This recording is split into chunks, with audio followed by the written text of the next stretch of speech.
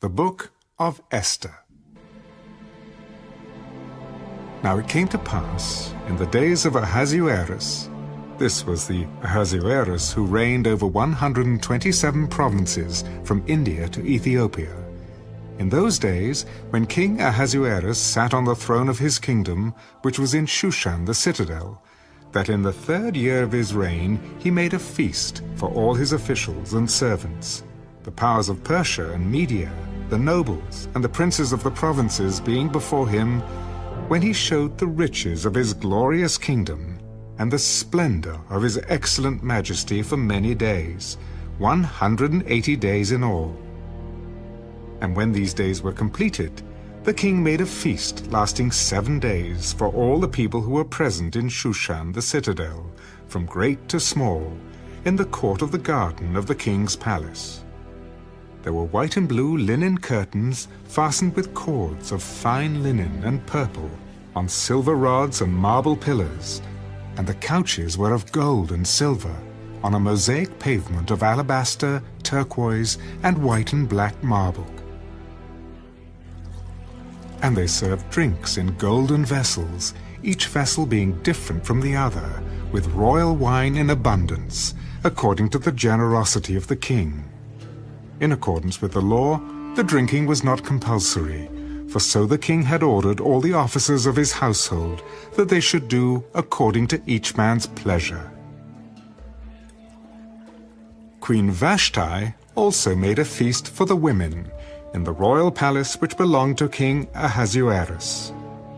On the 7th day, when the heart of the king was merry with wine, he commanded Mehuman, Biztha, Harbona, Bigtha, Abagtha, Zethar, and Carcass, 7 eunuchs, who served in the presence of King Ahasuerus, to bring Queen Vashti before the king, wearing her royal crown, in order to show her beauty to the people and the officials, for she was beautiful to behold. But Queen Vashti refused to come at the king's command, brought by his eunuchs. Therefore the king was furious, and his anger burned within him. Then the king said to the wise men who understood the times, for this was the king's manner toward all who knew law and justice, those closest to him being Karshina, Shetha, Admatha, Tarshish, Meres, Marsina, and Memucan, the 7 princes of Persia and Media, who had access to the king's presence, and who ranked highest in the kingdom. What shall we do to Queen Vashti, according to law? Because she did not obey the command of King Ahasuerus, brought to her by the eunuchs.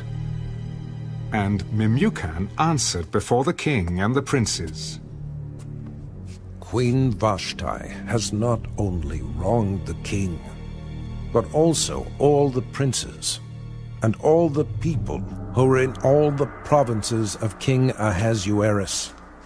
For the queen's behavior will become known to all women, so that they will despise their husbands in their eyes, when they report King Ahasuerus commanded Queen Vashti to be brought in before him, but she did not come. This very day, the noble ladies of Persia and Media will say to all the king's officials that they have heard of the behavior of the queen. Thus there will be excessive contempt and wrath. If it pleases the king, let a royal decree go out from him, and let it be recorded in the laws of the Persians and the Medes, so that it will not be altered, that Vashti shall come no more before King Ahasuerus, and let the king give her royal position to another who is better than she.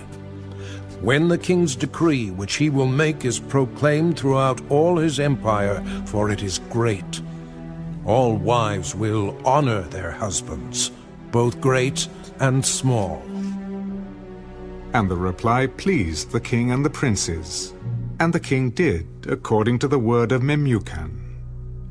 Then he sent letters to all the king's provinces, to each province in its own script, and to every people in their own language, that each man should be master in his own house and speak in the language of his own people.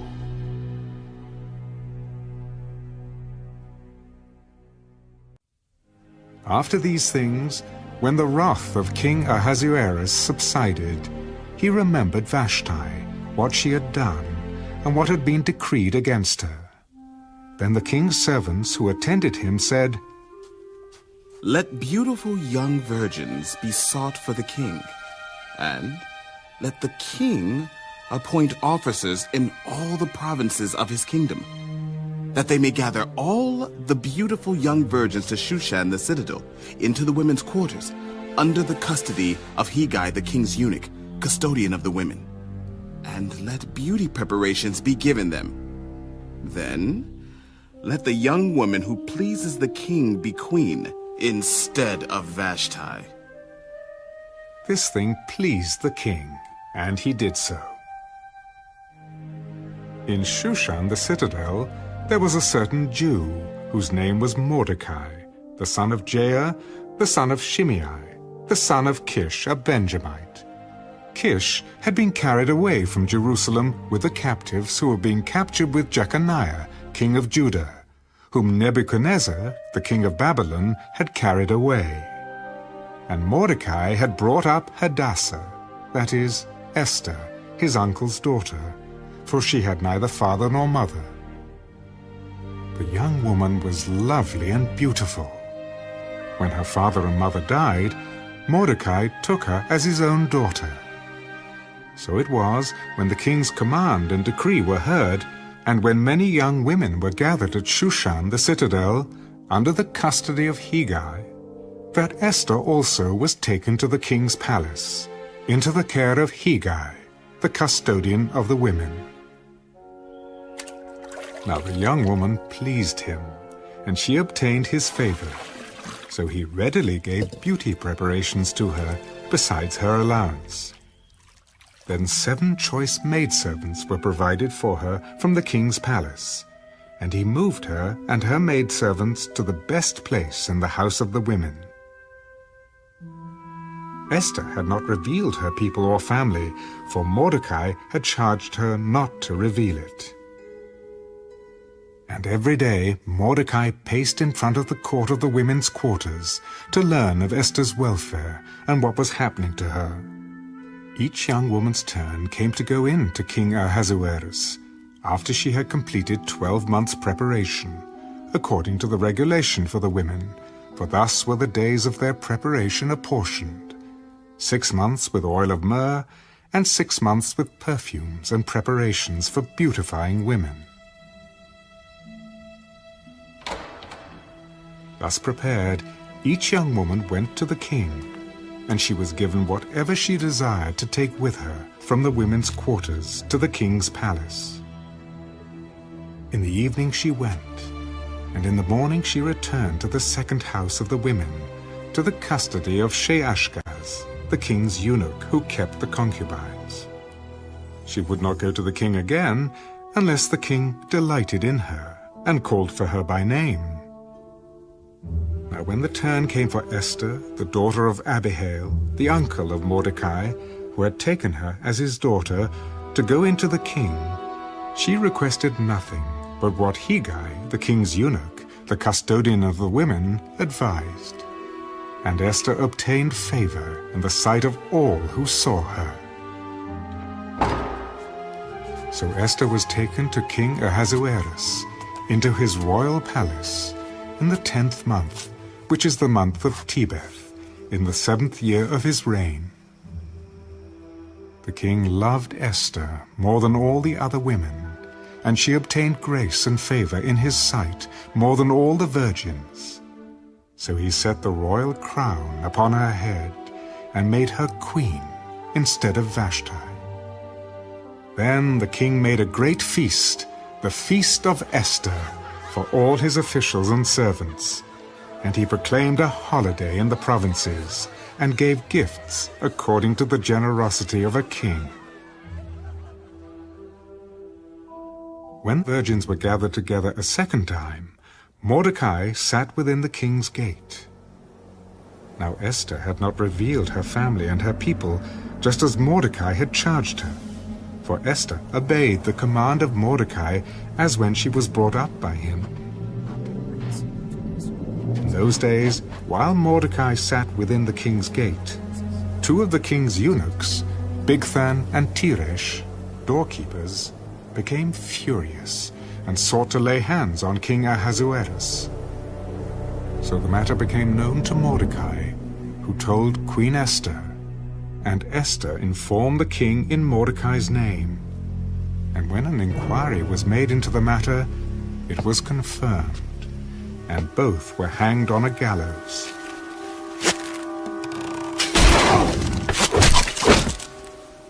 And it was written in the book of the Chronicles, in the presence of the king.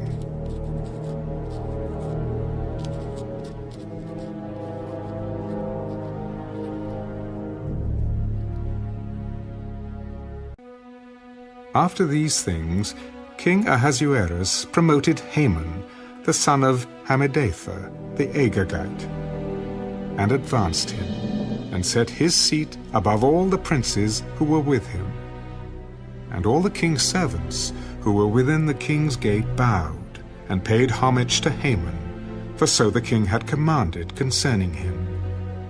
But Mordecai would not bow or pay homage. Then the king's servants, who were within the king's gate, said to Mordecai, "Why do you transgress the king's command?" Now it happened, when they spoke to him daily, and he would not listen to them, that they told it to Haman, to see whether Mordecai's words would stand. For Mordecai had told them that he was a Jew. When Haman saw that Mordecai did not bow or pay him homage, Haman was filled with wrath. But he disdained to lay hands on Mordecai alone, for they had told him of the people of Mordecai. Instead, Haman sought to destroy all the Jews who were throughout the whole kingdom of Ahasuerus, the people of Mordecai. In the first month, which is the month of Nisan, in the 12th year of King Ahasuerus, they cast pur, that is, the lot, before Haman to determine the day and the month, until it fell on the 12th month, which is the month of Adar. Then Haman said to King Ahasuerus, "There is a certain people scattered and dispersed among the people in all the provinces of your kingdom. Their laws are different from all other peoples, and they do not keep the king's laws. Therefore, it is not fitting for the king to let them remain. If it pleases the king, let a decree be written that they be destroyed, and I will pay 10,000 talents of silver into the hands of those who do the work to bring it into the king's treasuries."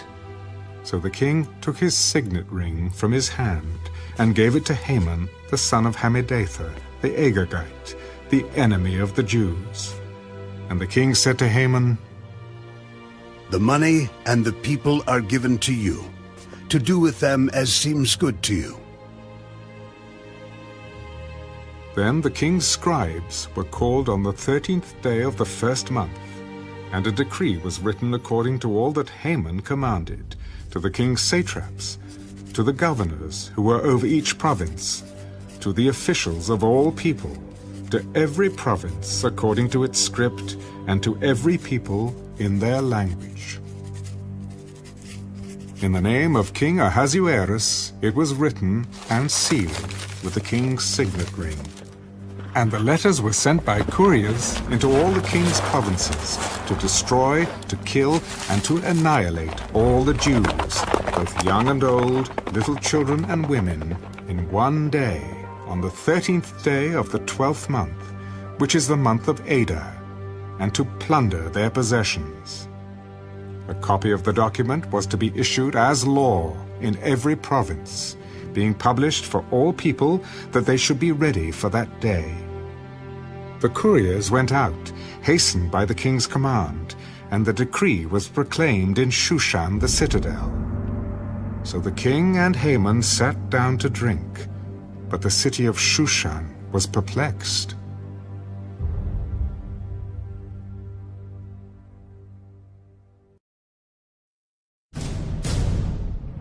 When Mordecai learned all that had happened, he tore his clothes and put on sackcloth and ashes and went out into the midst of the city. He cried out with a loud and bitter cry. He went as far as the front of the king's gate, for no one might enter the king's gate clothed with sackcloth. And in every province where the king's command and decree arrived, there was great mourning among the Jews, with fasting, weeping, and wailing, and many lay in sackcloth and ashes. So Esther's maids and eunuchs came and told her, and the queen was deeply distressed.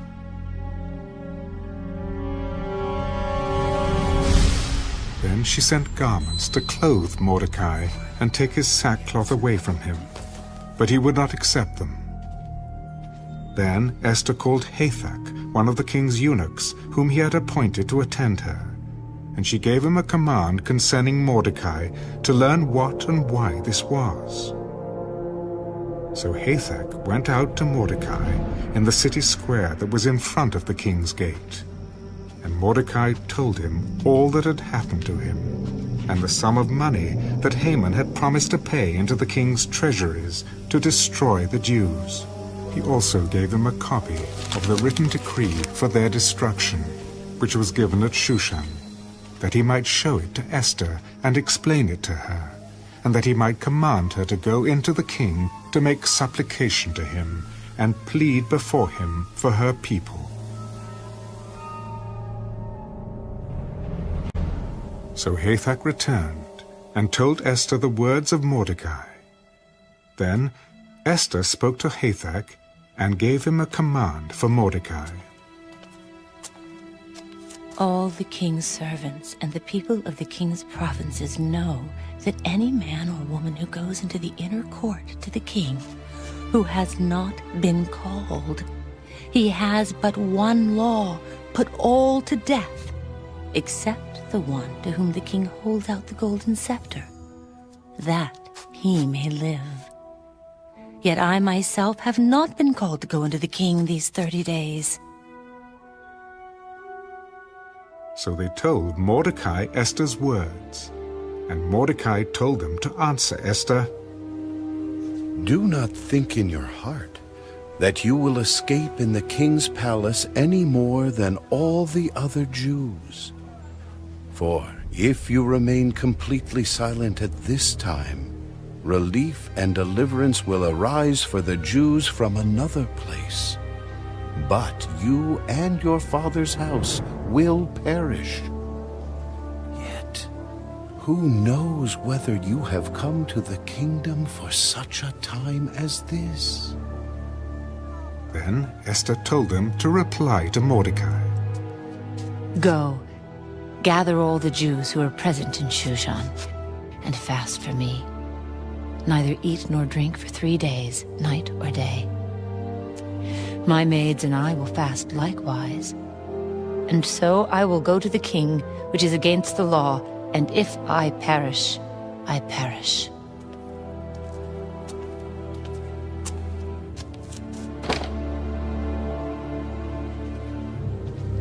So Mordecai went his way, and did according to all that Esther commanded him.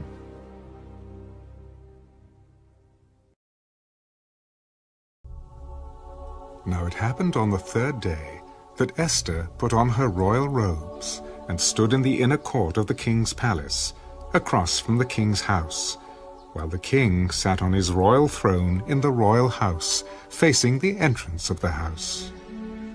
So it was, when the king saw Queen Esther standing in the court, that she found favor in his sight.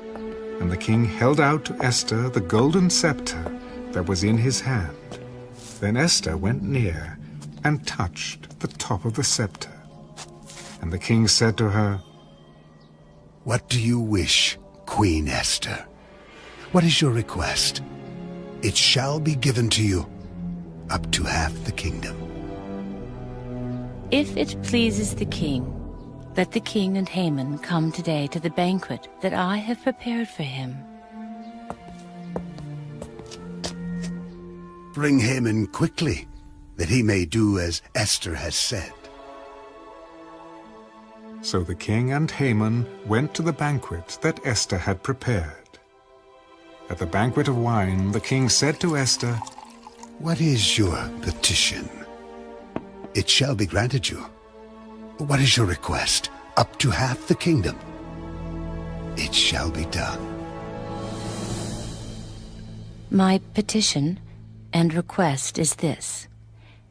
If I have found favor in the sight of the king, and if it pleases the king to grant my petition and fulfill my request, then let the king and Haman come to the banquet which I will prepare for them, and tomorrow I will do as the king has said. So Haman went out that day joyful and with a glad heart. But when Haman saw Mordecai in the king's gate, and that he did not stand or tremble before him, he was filled with indignation against Mordecai. Nevertheless, Haman restrained himself and went home. And he sent and called for his friends and his wife Zeresh. Then Haman told them of his great riches, the multitude of his children, everything in which the king had promoted him, and how he had advanced him above the officials and servants of the king. Besides, Queen Esther invited no one but me to come in with the king to the banquet that she prepared. And tomorrow, I am again invited by her, along with the king. Yet all this avails me nothing, so long as I see Mordecai, the Jew, sitting at the king's gate. Then his wife Zeresh and all his friends said to him, Let a gallows be made, 50 cubits high, and in the morning suggest to the king that Mordecai be hanged on it. Then go merrily with the king to the banquet. And the thing pleased Haman. So he had the gallows made.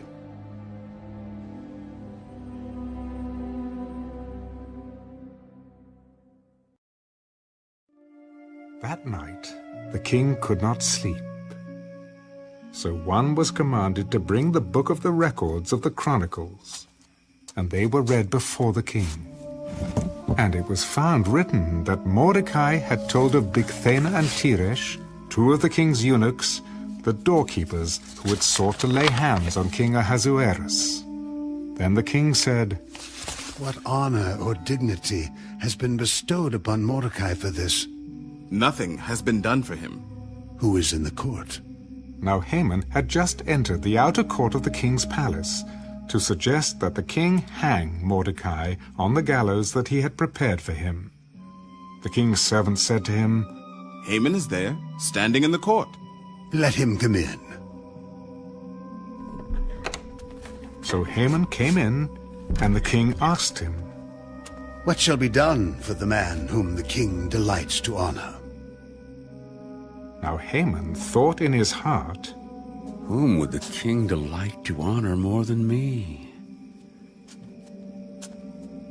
For the man whom the king delights to honor, let a royal robe be brought which the king has worn, and a horse on which the king has ridden, which has a royal crest placed on its head.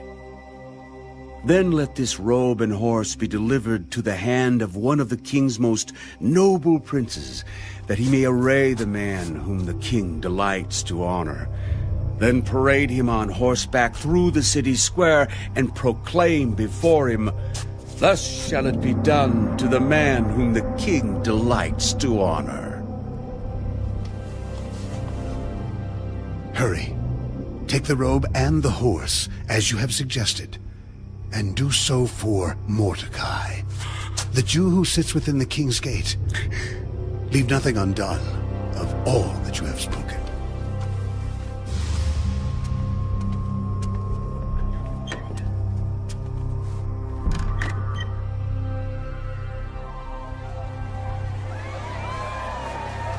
So Haman took the robe and the horse, arrayed Mordecai and led him on horseback through the city square, and proclaimed before him, "Thus shall it be done to the man whom the king delights to honor."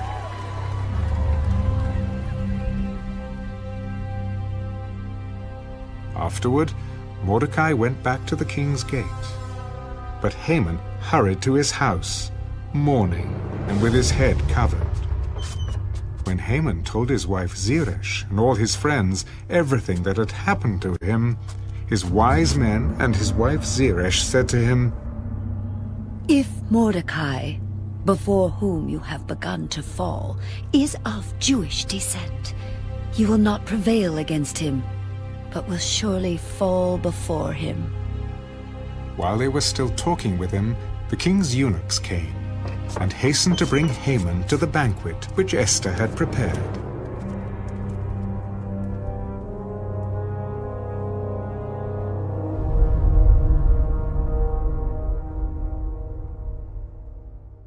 The king and Haman went to dine with Queen Esther. And on the second day, at the banquet of wine, the king again said to Esther, What is your petition, Queen Esther? It shall be granted you. And what is your request? Up to half the kingdom. It shall be done. If I have found favor in your sight, O king, and if it pleases the king, let my life be given me at my petition, and my people at my request. For we have been sold, my people and I, to be destroyed, to be killed, and to be annihilated. Had we been sold as male and female slaves, I would have held my tongue, although the enemy could never compensate for the king's loss. Who is he? And where is he who would dare presume in his heart to do such a thing? The adversary and enemy is this wicked Haman. So Haman was terrified before the king and queen. Then the king arose in his wrath from the banquet of wine and went into the palace garden. But Haman stood before Queen Esther, pleading for his life, for he saw that evil was determined against him by the king. When the king returned from the palace garden to the place of the banquet of wine, Haman had fallen across the couch where Esther was. Then the king said, Will he also assault the queen while I am in the house? As the word left the king's mouth, they covered Haman's face. Now Harbona, one of the eunuchs, said to the king, Look, the gallows, 50 cubits high, which Haman made for Mordecai, who spoke good on the king's behalf, is standing at the house of Haman. Hang him on it.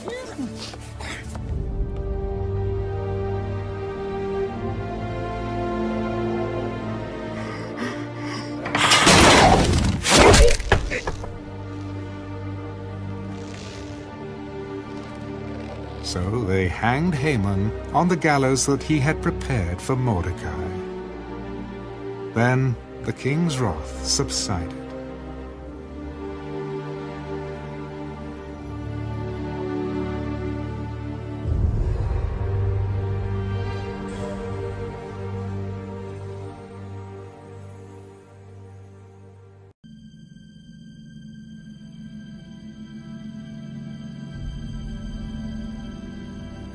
On that day, King Ahasuerus gave Queen Esther the house of Haman, the enemy of the Jews.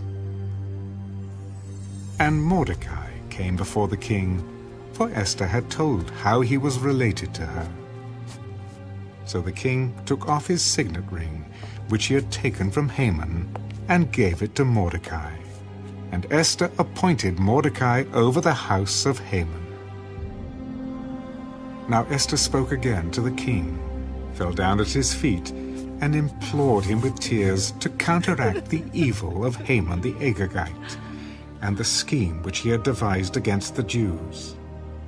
And the king held out the golden scepter toward Esther. So Esther arose and stood before the king. If it pleases the king, and if I have found favor in his sight, and the thing seems right to the king, and I am pleasing in his eyes, let it be written to revoke the letters devised by Haman, the son of Hammedatha the Agagite, which he wrote to annihilate the Jews who are in all the king's provinces. For how can I endure to see the evil that will come to my people? Or how can I endure to see the destruction of my countrymen? Then King Ahasuerus said to Queen Esther and Mordecai the Jew, Indeed, I have given Esther the house of Haman, and they have hanged him on the gallows because he tried to lay his hand on the Jews. You yourselves write a decree concerning the Jews as you please, in the king's name, and seal it with the king's signet ring. For whatever is written in the king's name and sealed with the king's signet ring, no one can revoke. So the king's scribes were called at that time, in the 3rd month, which is the month of Sivan, on the 23rd day. And it was written, according to all that Mordecai commanded, to the Jews, the satraps, the governors, and the princes of the provinces, from India to Ethiopia, 127 provinces in all, to every province in its own script, to every people in their own language, and to the Jews in their own script and language. And he wrote in the name of King Ahasuerus, sealed it with the king's signet ring, and sent letters by couriers on horseback, riding on royal horses bred from swift steeds.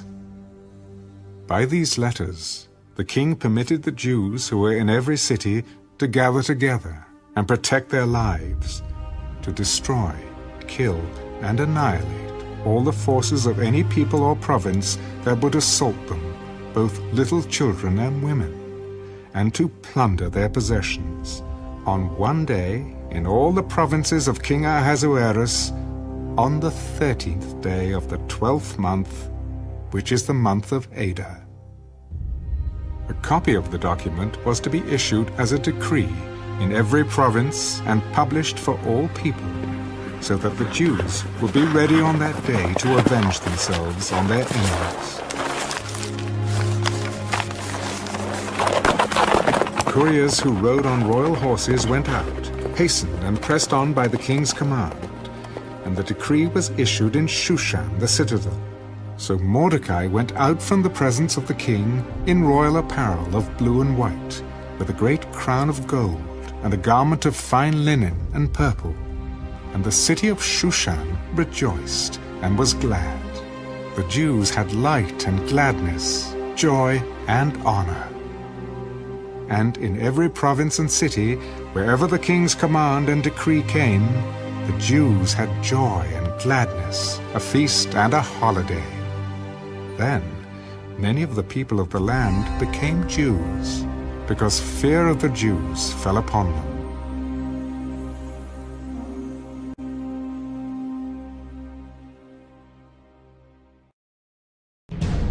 Now, in the 12th month, that is, the month of Adar, on the 13th day, the time came for the king's command and his decree to be executed. On the day that the enemies of the Jews had hoped to overpower them, the opposite occurred, in that the Jews themselves overpowered those who hated them. The Jews gathered together in their cities throughout all the provinces of King Ahasuerus to lay hands on those who sought their harm.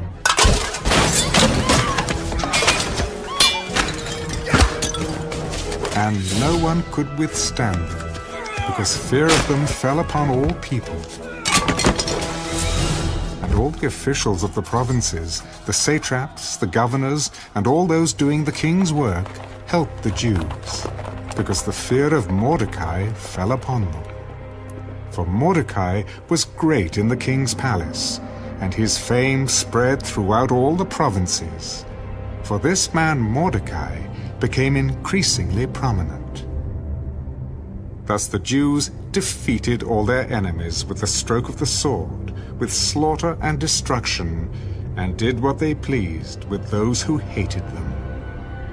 And in Shushan the citadel, the Jews killed and destroyed 500 men. Also in Parshandatha, Dalphon, Aspatha, Poratha, Adalia, Aridatha, Parmashta, Arizai, Aridai, and Vajezatha, the 10 sons of Haman, the son of Hammedatha, the enemy of the Jews, they killed. But they did not lay a hand on the plunder. On that day, the number of those who were killed in Shushan the citadel was brought to the king. And the king said to Queen Esther, "The Jews have killed and destroyed 500 men in Shushan the citadel, and the 10 sons of Haman. What have they done in the rest of the king's provinces? Now what is your petition? It shall be granted you. Or what is your further request? It shall be done." If it pleases the king, let it be granted to the Jews who are in Shushan to do again tomorrow according to today's decree, and let Haman's 10 sons be hanged on the gallows. So the king commanded this to be done. The decree was issued in Shushan, and they hanged Haman's 10 sons. And the Jews who were in Shushan gathered together again on the 14th day of the month of Adar, and killed 300 men at Shushan, but they did not lay a hand on the plunder. The remainder of the Jews in the king's provinces gathered together and protected their lives, had rest from their enemies, and killed 75,000 of their enemies. But they did not lay a hand on the plunder. This was on the 13th day of the month of Adar. And on the 14th of the month they rested, and made it a day of feasting and gladness. But the Jews who were in Shushan assembled together on the 13th day, as well as on the 14th. And on the 15th of the month they rested, and made it a day of feasting and gladness. Therefore the Jews of the villages who dwelt in the unwalled towns celebrated the 14th day of the month of Adar with gladness and feasting as a holiday, and for sending presents to one another. And Mordecai wrote these things and sent letters to all the Jews, near and far, who were in all the provinces of King Ahasuerus, to establish among them that they should celebrate yearly the 14th and 15th days of the month of Adar, as the days on which the Jews had rest from their enemies, as the month which was turned from sorrow to joy for them, and from mourning to a holiday, that they should make them days of feasting and joy, of sending presents to one another and gifts to the poor. So the Jews accepted the custom which they had begun, as Mordecai had written to them, because Haman the son of Hammedatha the Agagite, the enemy of all the Jews, had plotted against the Jews to annihilate them, and had cast Pur, that is, the lot, to consume them and destroy them. But when Esther came before the king, he commanded by letter that this wicked plot which Haman had devised against the Jews should return on his own head, and that he and his son should be hanged on the gallows. So they called these days Purim, after the name Pur. Therefore, because of all the words of this letter, what they had seen concerning this matter, and what had happened to them, the Jews established and imposed it upon themselves and their descendants, and all who would join them, that without fail they should celebrate these 2 days every year, according to the written instructions and according to the prescribed time, that these days should be remembered and kept throughout every generation, every family, every province, and every city, that these days of Purim should not fail to be observed among the Jews, and that the memory of them should not perish among their descendants. Then Queen Esther, the daughter of Abihail, with Mordecai the Jew, wrote with full authority to confirm this second letter about Purim. And Mordecai sent letters to all the Jews, to the 127 provinces of the kingdom of Ahasuerus, with words of peace and truth, to confirm these days of Purim at their appointed time, as Mordecai the Jew and Queen Esther had prescribed for them, and as they had decreed for themselves and their descendants concerning matters of their fasting and lamenting. So the decree of Esther confirmed these matters of Purim, and it was written in the book.